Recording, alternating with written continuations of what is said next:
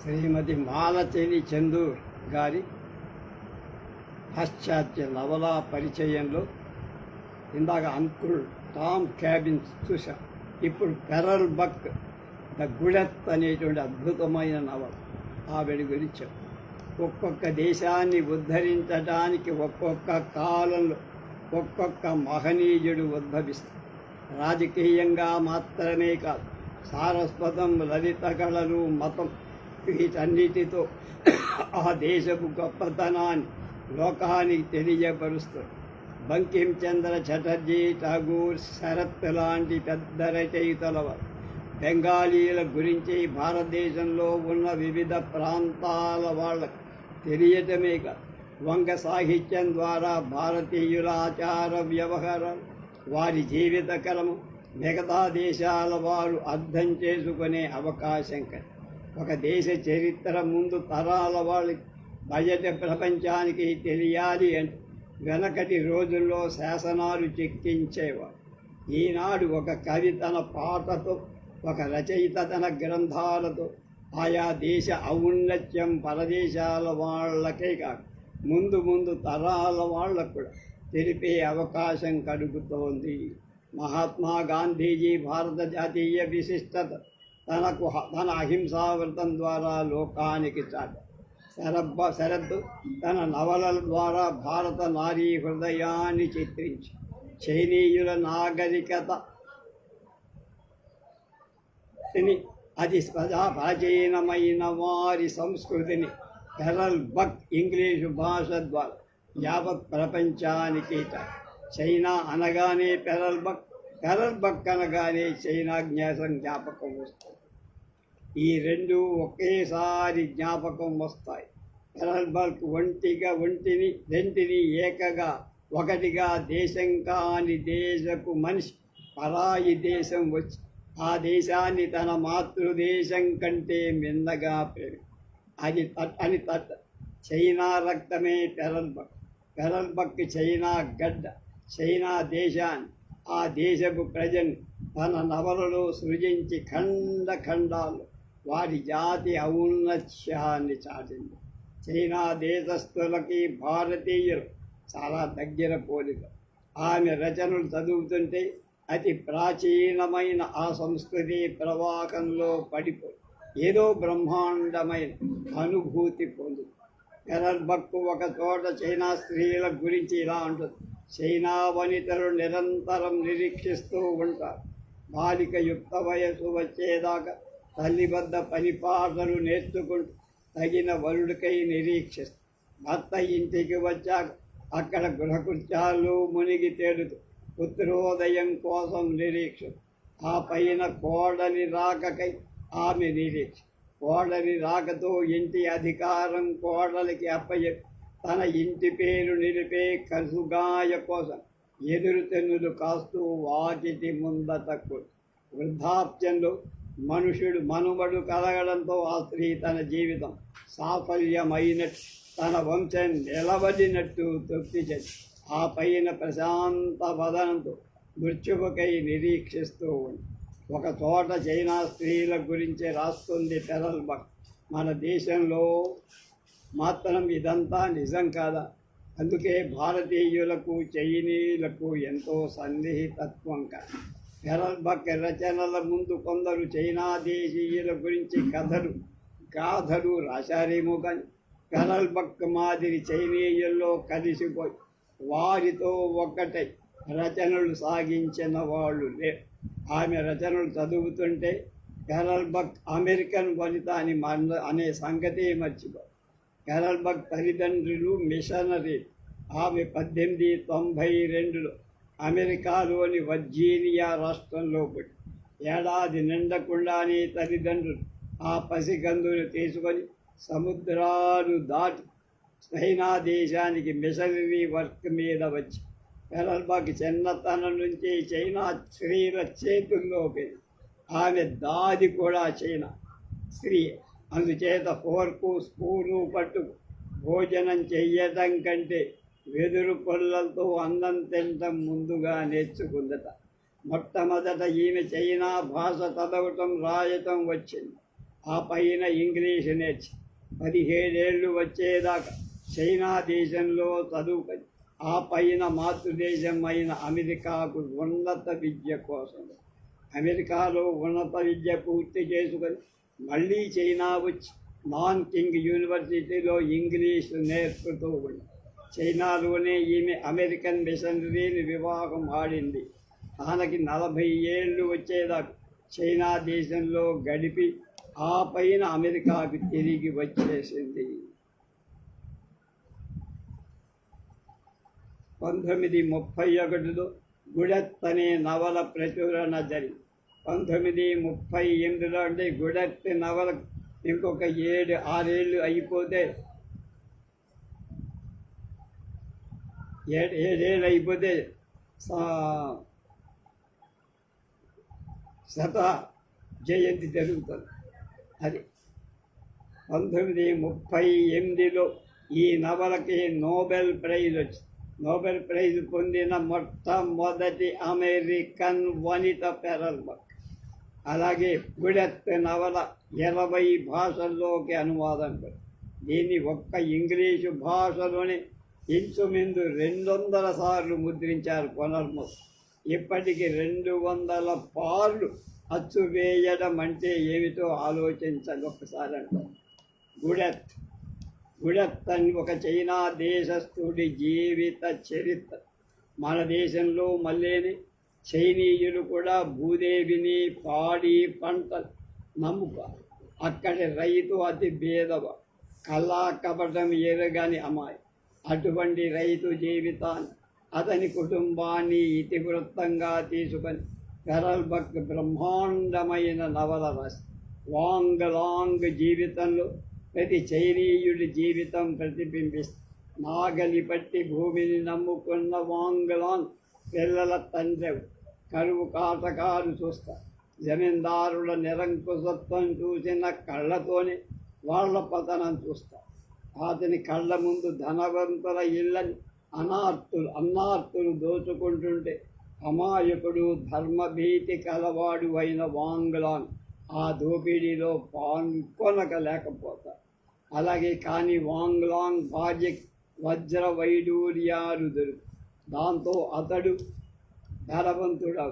అక్కడితో అతడి జీవిత చక్రం మరో దారితో మన్నులోంచి బట్టి మన్నును నమ్ముకు మన్నులో కలిసిపోయే మానవుడికి ధనం వల్ల ఎన్ని ప్రలోభాలు ఎన్ని బాధలు కలుగుతాయి అన్ని రకాలు చిత్రిస్తుంది రచన.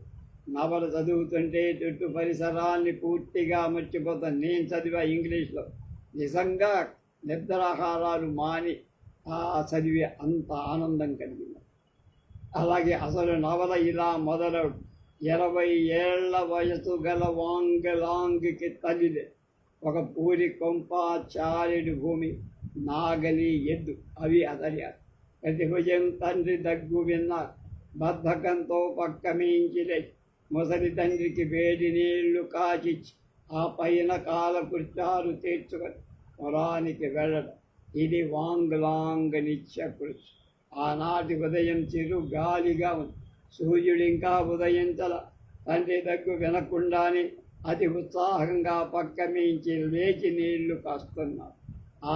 ఆ చలిగాలిలో ఆ ఉదయంలో అతని కొత్త అందాలు కనిపించాయి. ఆ కనిపించడానికి కారణం ప్రకృతి కాదు, అతడి మనస్సే. ఎందుకంటే ఆ రోజే వాంగ్లాంగ్ వివాహం చేసుకొని వధువుని ఇంటికి తెచ్చుకోబో.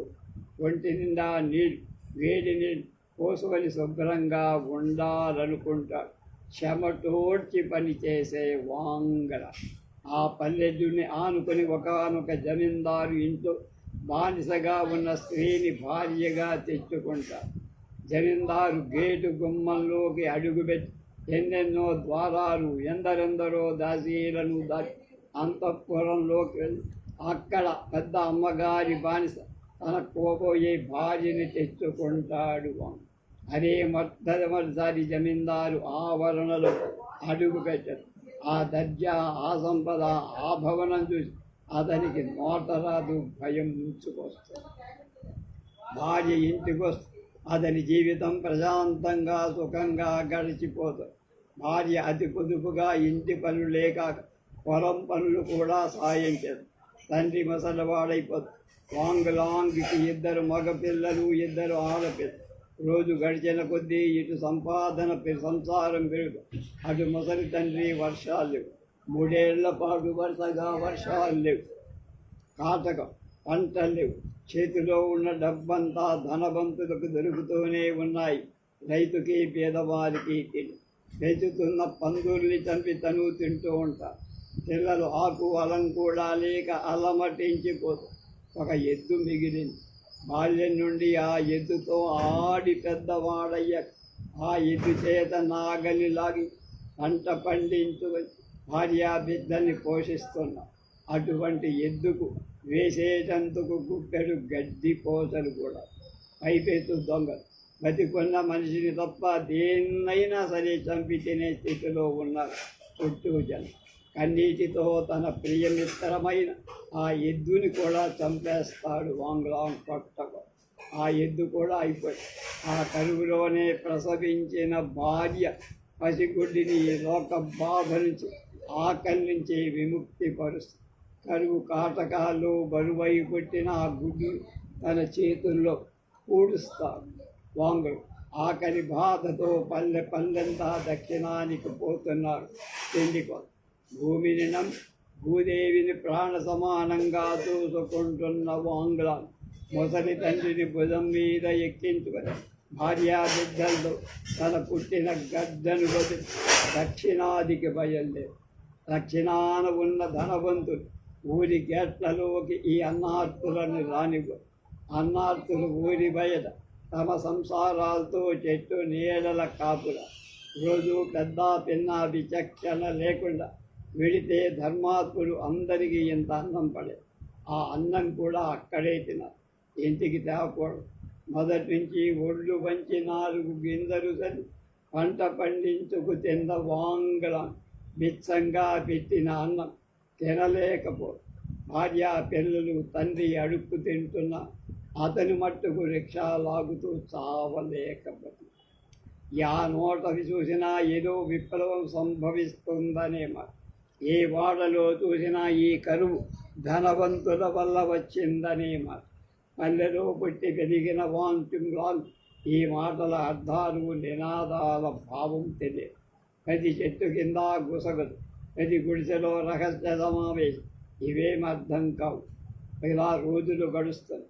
అన్నం ఊరికే పెట్టే ధర్మాత్ములు పెట్టడం ఆపేసి అన్నార్తు చెలరేగా జన సంతోషం అంతా పట్నం వైపు పరిగెత్తి పట్నం గోడలు గేట్లు పడగొట్టి ధనవంతుల్ని దోచుకున్నారు. బట్టలు, నగలు, తిండి, ధనం ఒకటేమిటి, అందరూ ఎవరికొచ్చింది వాడు. ఆ జన సంతోషంలో ఉన్న వాంగ్లాంగ్ భార్య వజ్ర వైడూర్యాలు దొరికి వారి కష్టాలు పెట్టి ముసలి తండ్రిని భార్య పిల్లల్ని తీసుకొని వాంగ్లాంగ్ తన జన్మించిన గడ్డ తన కష్టపడి సాగు చేసిన భూమి దగ్గరికి ఏ జమీందార్ గేటు గుమ్మంలో అడుగు పెట్టగానే తన ఒళ్ళు గజ గజ వణికి. ఆ జమీందారింట్లో బానిసగా ఉన్న పిల్లలు తన భార్యగా తెచ్చుకున్నాడు. ఆ జమీందార్ ఆస్తిని, భవనాన్ని వాంగ్లాంగ్ కొనేస్తాడు. భార్యకు దొరికిన వజ్ర వైడూర్యాల వల్ల వాంగ్లాంగ్ కూడా పెద్ద ధనవంతుడు. అతను పట్టిందల్లా బంగారు. మగ పిల్లలిద్దరికీ పట్టణంలో చదువు చెప్పిస్తున్నారు. రెండో పిల్ల కరువు కాలంలో తినటానికి తిండి అతి బలహీనంగా మారి పిచ్చి తూపులతో మోగది. ఇంటి నిండా సిరి సంపద, చేతి నిండా పనివాడు. ముసలి తండ్రి హాయిగా కడుపు నిండా తిండి. పల్లెకంతకు వాంగ్లాంగ్ పెద్ద. పూర్వం అతనికి భార్య అందం గురించి ఆలోచించే అవకాశం ఉండేది. భార్య పని మంత్రురాలు, పిల్లల్ని కంట్రోల్, ఇంటడు చాకరీ చేస్తూ అంతే అతనికి కావాలి. ఇప్పుడు చేతి నిండా డబ్బు, కావలసినంత తీరిక, చక్కని విలువైన వస్తువులు. కాయ కష్టంతో కరువు కాటకాలు ఎండి పండిపోయిన భార్యను చూస్తే వాంగ్లాంగ్ ఒక రకమైన అసంతృప్తి. ఇన్ని కష్టాలు పడ్డ బిడ్డల తండ్రి అయిన వాంగ్లాంగ్ బస్తీలో ఉన్న వేశ్యపై మమకారం పెరిగి తన ఇంట్లోనే ఉండి తింటూ ఉంటారు. పినతండ్రి పెళ్ళి. ఆ పినతల్లి వేశ్యని వాంగ్లాంగ్కి సంధానం చేస్తారు. వాంగ్లాంగ్ ఆ వేశ్యని రెండో భార్యగా చాలా కాలం తన ఇంట్లో ఉండేటి తెచ్చుడు. భార్య ఈ పనికి పెదవి మెదప. పెద్ద కొడుకి ఆ వేశ్య మీద చూపు పడుతుంది. వాంగ్లాంగ్ కొడుకుని సావబాది 3 ఏళ్ల పాటు పని నేర్చేందుకు దూరం దేశం పోదు. ధనానికి లోటు లేదు, సమృద్ధిగా పంటలు పండుతున్నాయి. అతని స్త్రీ వ్యామోహం కూడా పెరిగింది. జమీందారులలో ఉండే ఏ గుణాలనై అసహించుకున్నాడు అవే గుణాలు వాంగ్లాంగు అబ్బాయి. తండ్రి చనిపోతాడు. నోరు మెదపకుండా 24 గంటలు ఇంటిని పాదికి భార్య చాకిరీ చేసే భార్య చని. 2 కొడుకులకి పెద్ద పిల్లకి పెళ్లి చేస్తారు. ఇంట్లో పిచ్చిదైన రెండో కూతురు తను తెచ్చుకున్న వేష పినతండ్రి పినతల్లి ఇలా జీవితం గడుస్తారు. వాంగ్లాంగికి మనమళ్ళు కలుగుతారు. భూదేవి మీద భక్తి పోదు, నాగలి పట్టి దున్నాలని కోరికే పోదు, స్త్రీ వ్యామోహం మాత్రం తక్కువ. చిన్నతనం నుంచి తను పుట్టి పెరిగిన పూరిళ్ళు వద్దు. పిల్లల కోసం జమీందారు దగ్గర కొన్న భవంతిలో పండు ముసలివాడవుతాడు. ఇంటి నిండా మనుమలు మనమరాడు. కానీ అతనికి ఆ ఇంట్లో శాంతి లేదు, సౌఖ్యం. త్వర సూర్యకిరణాలు వీపుకు తగులుతున్నట్టు తను పొలం దున్నుతున్నట్టు, పక్క భార్య గింజలు తల్లుతున్నట్టు కలగుతాడు. మొదటి నుంచి మన్నుతో ఆడుకొని మన్నులో తిరిగిన వాంగ్లాంగ్ ఆ మన్ను మీద ఎంత ప్రేమో చెప్పు. పట్టు పరుపు వదిలి తన ఊరి కొంపకొస్త అవసానక కొడుకులిద్దరూ కాళ్ళ వైపు తలవైపు కూర్చొని పొలాన్ని అమ్మకానికి కొన్ని క్షణాల్లో ప్రాణం పోతుందని వాంగ్లాంగుకు భూమిని అమ్మకండి, నా రెక్కలతో ఈ భూమిని చదువు చేసి పండించి మిమ్మల్ని ఎంత వాళ్ళని పొలాన్ని దున్ని అమ్మడం అపచారం. మనం రైతులం పొలాన్ని దున్ని పండించి అనుభవించడానికే కానీ అమ్మే హక్కు మనకు లేదు అంటూ ప్రాణాలు వదులుతాడు. చైనా దేశపు కర్షకుడు వాంగ్లా. కానీ పిల్లలు అతన్ని పిచ్చి పేలాపనని నవ్వుకుంటారే తప్ప పితృ హృదయాన్ని అర్థం చేసి. ఇది కుడెత్తు సారాంశం. ఈ నవల చదువుతుంటే భారత రైతు కళ్ళకు కట్టినట్టు కనపడు. జమీందారు వాంగ్లాంగ్ లాంటి బీద కర్షకుడిని చూసి ఒకప్పుడు భయపడి ధనవంతుడయ్యాక వాంగ్లాంగ్ మొదటి నుంచి కలిసిమెలిసి సోదరులా పెరిగిన తోటి కర్షకుడిని చూసి భయపడతారు. మనుషులు స్వతహాగా చెడ్డవాళ్ళు కాదు, డబ్బు అమితంగా ఉండటం మనుషుల్ని చెడ్డవాళ్ళని చేస్తారు అని రచయితలు చాలా చక్కగా. హెరల్బర్గ్ చైనా భాష నుంచి ఆల్ మెన్ ఆర్ బ్రదర్స్ అనే ప్రఖ్యాత గ్రంథం ఇంగ్లీషులోకి తర్జుమా చేసి, అవి కాక the mother, dragon seed, the promise మొదలైన ఇతర నవలను కూడా ఆమె ప్రతి నవల పాఠకులు అలా కూర్చోబెట్టి ఒక్క బిగున చదివిస్తారు. దిస్ ప్రౌడ్ హార్ట్ అనే నవలలో అమెరికాలోని శిల్పి స్త్రీ హృదయం అత్యద్భుతంగా అమెరికన్ జీవిత ఇతివృత్తంగా తీసుకొని ఆమె రాసిన మొదటి నవల దిగుడ. ఈ నవల చాలా బాగుంటుంది. పుస్తకాలు అవి అని కాదు, ఏది దొరికితే అవి చదవచ్చు, అన్నీ వజ్రాలే అంటున్నారు మాలతీ చందో. మాలతీ చందూరికి ఆంగ్ల రచయిత అంటే ఇంగ్లాండ్ రచయిత చార్లెస్ డికెన్స్ అంటే పిచ్చ ఆరా. సరిపోయేట డికెన్స్ పుస్తకాలను తన మంచం చుట్టూ పేర్చుకొని ప్రాణాలు వదిలి అంతటి పుస్తక ప్రియులను డికెన్స్ అంటే అంత ఆరాధన.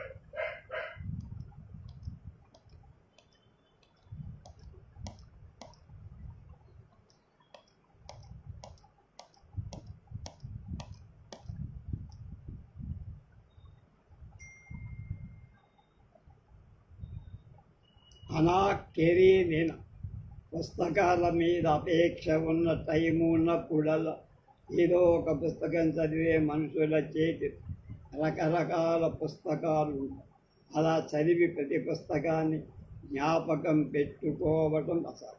కానీ చదివిన అన్ని పుస్తకాలు కొన్ని మటుకు పాఠకుడి హృదయాల మీద చెరగన ముద్ర వేసిపోతాయి.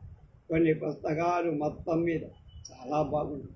కొన్ని పుస్తకాల్లో కొన్ని పాత్రలు మనని వెంటాడి మనసులో పీఠం వేసుకుంది. ఒక మంచి సినిమా చూస్తే, కథ వింటే, పుస్తకం చదివితే అది పక్క వాళ్ళకి చెప్పాలనే ఆసక్తి ఎందుకో మనకు తెలియకుండానే ఫలానా పుస్తకం చాలా బాగుంది, నేను చదివా, నువ్వు కూడా అని స్నేహితులకో పరిచయస్తులకు చెప్పు. అలా ఎందుకు చెబుతారు అనే ప్రశ్నకి ఒకే సమాధానం. కొన్ని మంచి భావాన్ని, మంచి దృశ్యాలను ఇతరులతో పంచుకుంటే కానీ మనసుకు తృప్తి. అంటే స్వీట్ని మనం ఒక్కళ్ళే తినకూడదు, ఇతరులకు కూడా పెట్టి తింటేనే ఆనందం ఎక్కువ అని అనుకోండి. 6 ఏళ్ల క్రితం అనుకుంటా మా ఇంటి పక్కకి జరిగిన ఒకానొక సంఘటన గురించి ఒక స్నేహితుడికి చెబుతూ భర్తని త్యజించి పారిపోయి ఆ పైన నానా కష్టాలు పడి ఆత్మహత్య చేసుకొని ఆ స్త్రీ గురించి చెబుతూ ఉంటే, ఆయన అనా కెరీనా నవల చదవండి, టాల్స్టాయ్ సృజించిన అనా లాంటి స్త్రీలు ఎందరో కనిపిస్తూ ఉంటారు, అది చదివితే మీ ఇంటి పక్కన ఆ పతిత స్త్రీ తేలిగ్గా అర్థమవుతుందని. అప్పుడు అనా కెరీనా నవల చదివాం. ఆనాటి నుంచి సంఘాన్ని ఎదిర్చి పతిని కాదని లోకంలోకి పారిపోయిన ఏ స్త్రీని చూసినా అనా పాత్ర స్మృతి పదంలో ఏ దేశంలో ఏ కాలంలో భర్తను తిరస్కరించి దాంపత్య బంధనాలు తెంచు పారిపోయిన స్త్రీ సంఘం గౌరవించి, ఒకసారి వివాహ బంధనాలు తెంచిన స్త్రీ జీవితానికి సుఖం లేదు అనే పరమ సత్యం టాల్స్టాయ్ లోకానికి చాటారు. సుఖప్రదమైన సంసారాలన్నీ ఒకే మాదిరిగా ఉంది, కానీ కష్టభాజనమైన రకరకాల రూపాలు దాలుస్తాయి. స్టీవా ఇల్లు గడబిడగా ఉంది. భర్త ఫ్రెంచి గవర్నర్తో ప్రేమ కలాపాలు పెట్టుకున్నాడు కనుక తను ఆ ఇంట్లో ఉండనని భార్య ప్రకటి ఆ కుటుంబ వైరం 3 రోజుల నుంచి సాగు. ఈ విధంగా అనా కెరీనా జీవిత గాథ ప్రారంభిస్తాడు టామ్.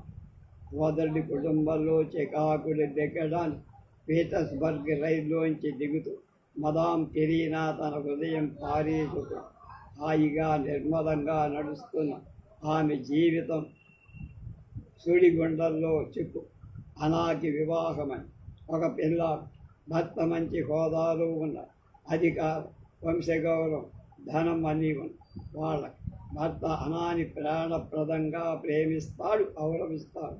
హాయిగా సెలయేరుల సాగిపోతున్న జీవితం కర్మవశాత్ ఒక యువకుణ్ణి ప్రేమించడంతో హెలుతుపాల్లో చిక్కుకుంటుంది.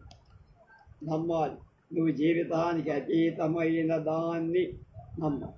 మానవుడు మొదటి నుంచి ఆమె వ్యక్తి జీవితాన్ని బయటనున్న ఒక లక్ష్యాన్ని నమ్ముతూ తమ పిల్లల కోసము, కుటుంబం కోసము, గుంపు కోసము, సర్వమానవ సముదాయం కోసం తమ వ్యక్తి జీవితంలో నశించని ఒక లక్ష్యాన్ని నమ్ముతూ ఆ నమ్మకమే లేకపోతే జీవితానికి శక్తి ఎక్కడి?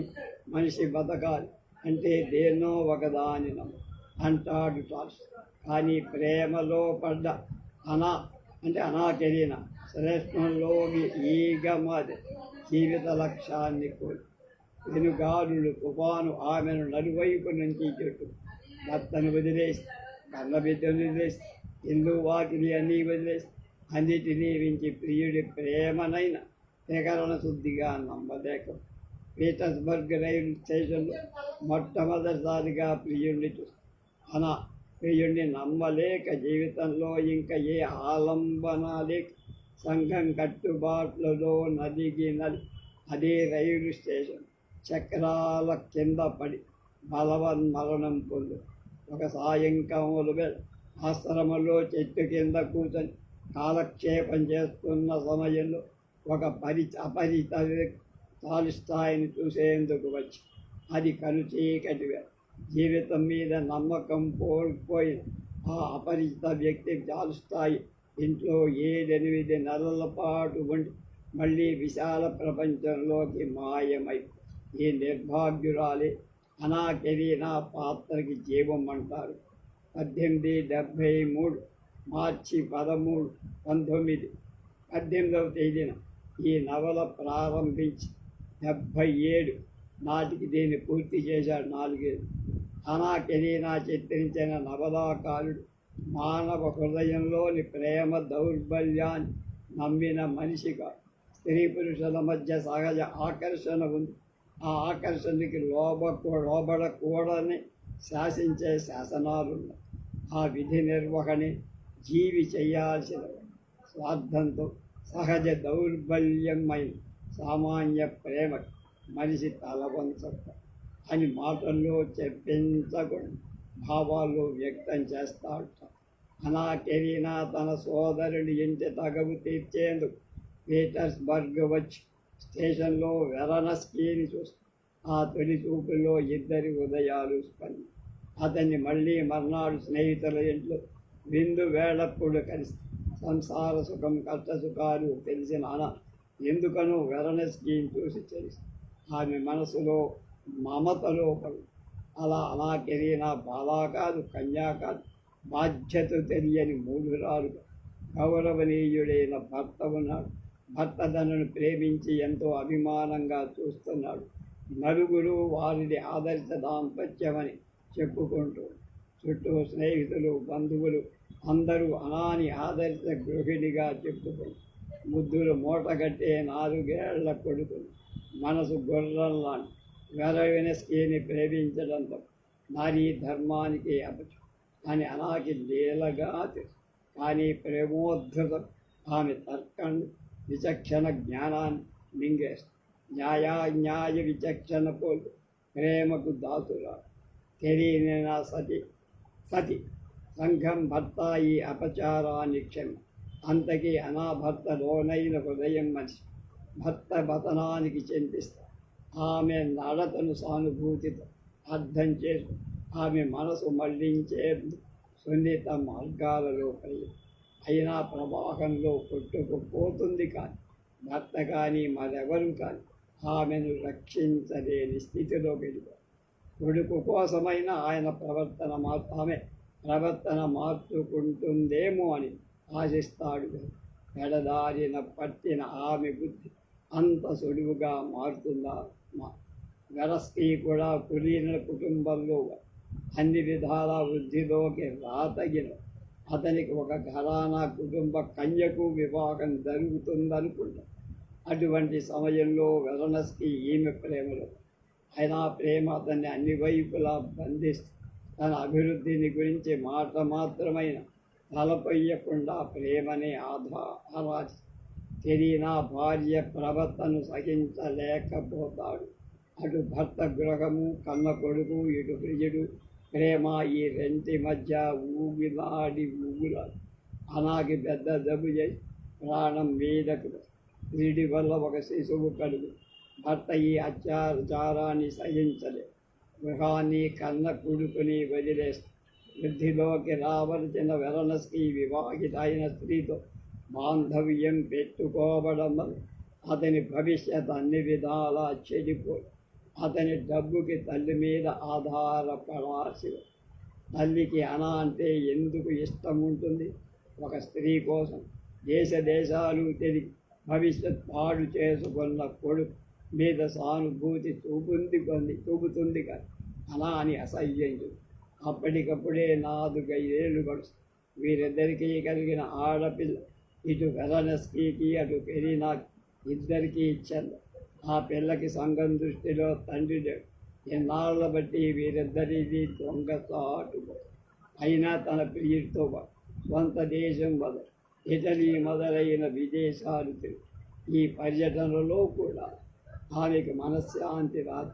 అయినా భర్త ఆమెకు విడాకులిచ్చేందుకు మొదటినే అంగీకరించి లోకపు దృష్టిలో ఆమె పది.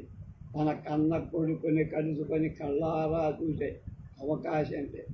కన్న కూతురికి పేరు కూడా ఉండదు. స్వదేశానికి తిరిగి పూర్వం ఆహ్వానించి ఆదరించిన మొహాలే ఇప్పుడు తప్పించుకు తిరుగు.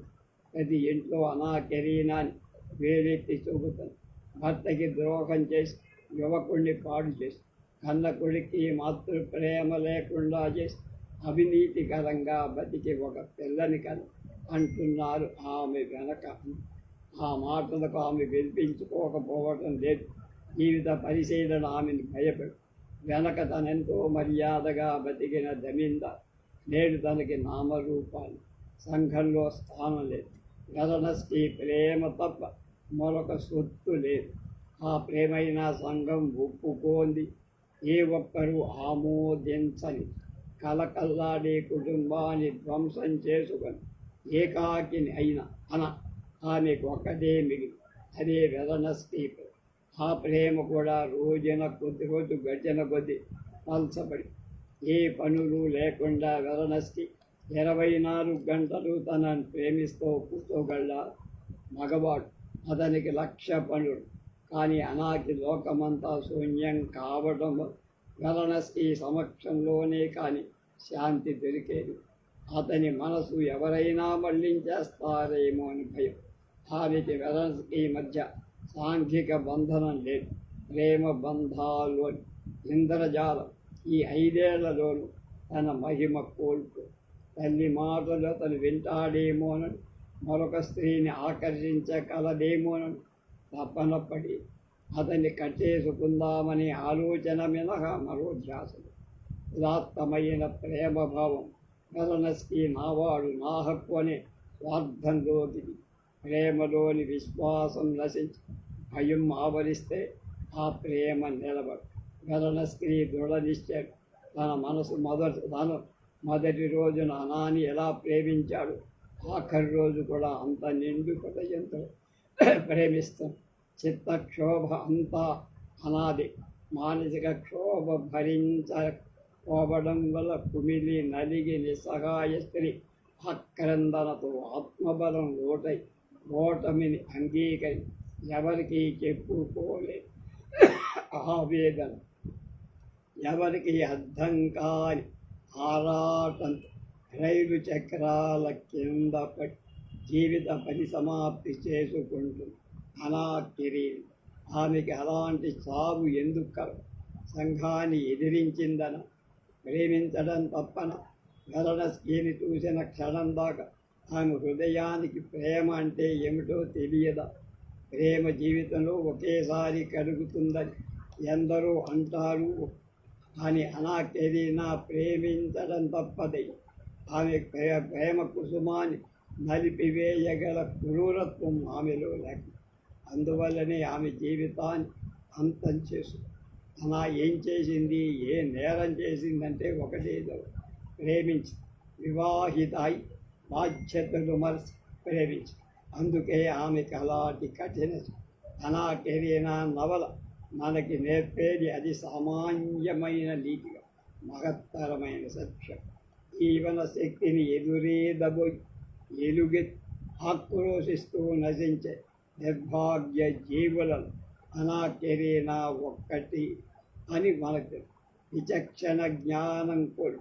ముఖ్యంగా స్త్రీ కనుక తప్పు చేస్తే లోకం సహించి సంఘం ఆ స్త్రీని వెంటాడి పీల్చి పిప్పి అటువంటి శిక్ష ఈ నవలని టాల్స్టాయ్ రష్యన్ భాషలో ఇంగ్లీష్లోకి ఏనాడు అనువాదం, ఇంటింటా విజ్ఞానమాలవ ఈ పుస్తకాన్ని తెలుగులో తెలుగు అనువాదాన్ని తాపీ ధర్మారావు చేసి సారస్వతంలో మాసిపోని పాత్రలను అనాకెరీనా ఆ పాత్ర పాఠకులని తనకు జరిగిన అన్యాయాన్ని కన్నీటితో చెప్పుకుంటూ పాఠకుడి కెరీనా సాధిపడి సానుభూతి చూపించకుండా ఉండదు.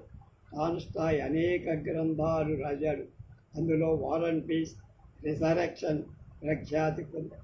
నవలలు కంటే గొప్పవి ఆయన రాసిన ఇతర గ్రంథాలు. రేపు థామస్ హార్డీ గురించి తెలుసు.